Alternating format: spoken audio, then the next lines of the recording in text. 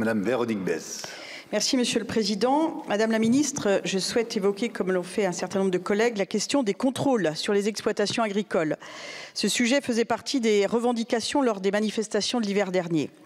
Si l'annonce d'un contrôle administratif unique va dans le bon sens, les contrôles dans les exploitations restent toujours source d'anxiété pour les agriculteurs. Il faut trouver les moyens de passer d'un système de suspicion permanente à celui de la confiance. Un récent rapport du Sénat a mis en lumière les lacunes des contrôles effectués par l'Office français de la biodiversité. Il soulève notamment la question du port de l'arme par les agents de l'OFB, qui est une source de crispation. Le Premier ministre a d'ailleurs évoqué ce sujet dans son discours de politique générale hier.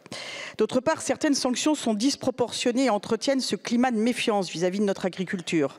Pour ne prendre qu'un seul exemple, une taille de haie en dehors des périodes autorisées peut conduire à une peine de 150 000 € d'amende et 3 ans de prison.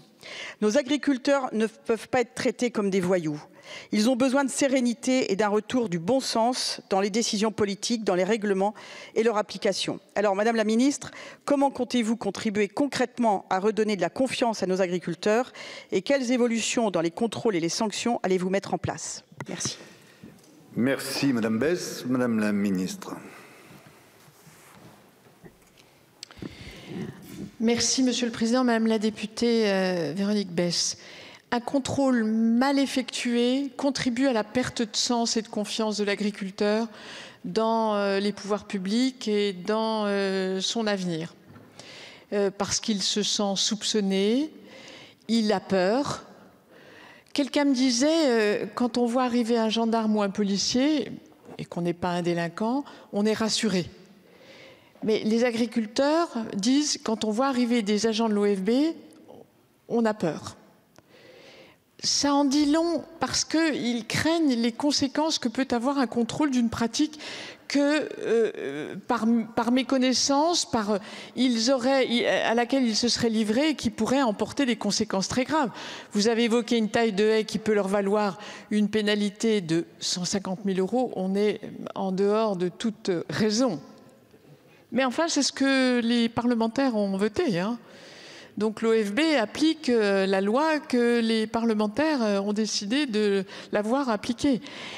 Donc je pense que, et c'est le sens de la circulaire que nous avons adressée, Agnès Pannier-Runacher et moi, puisque nos deux ministères sont co-tutelles de l'OFB. Il faut protéger la biodiversité, mais le devoir de l'OFB est de retrouver un dialogue normal avec les agriculteurs. Alors il y en a qui le font très bien. C'est toujours une question d'hommes, vous savez. Il y a des agents de l'OFB qui savent comment approcher les questions. Et puis il y en a qui ne le savent pas, et des agriculteurs, parce qu'ils ont des difficultés, parce qu'ils sont inquiets, parce qu'on leur fait toujours des reproches, peuvent réagir. Donc il y a vraiment un besoin de retrouver du dialogue entre les deux parties. En tout cas, c'est ce que nous avons clairement demandé à l'OFB dans la circulaire que nous avons adressée. Et puis le contrôle administratif unique inclut l'OFB. Sur la question de l'armement, vous avez entendu le Premier ministre dans la discussion de politique générale. C'est une police, elle est armée, mais on sait bien que l'armement crispe énormément. Et on peut le comprendre, nos agriculteurs qui ne sont pas des délinquants, évidemment.